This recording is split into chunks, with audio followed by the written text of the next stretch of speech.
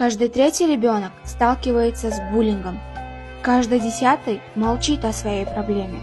Учащиеся, которые были подвержены травле, получают глубокую психологическую травму, которая запомнится им навсегда. Буллинг в школе, как проблема, требует должное внимание, ведь травля несет последствия. Это проблема с социальным развитием и со школьной адаптацией. Когда это случается впервые, ты думаешь, что это глупая шутка или ошибка. Когда это происходит несколько недель, ты думаешь, что сама виновата. Когда это повторяется много раз, ты думаешь, что ты на дне. И когда ты хочешь сказать, что тебе некомфортно, тебя уже никто не слышит.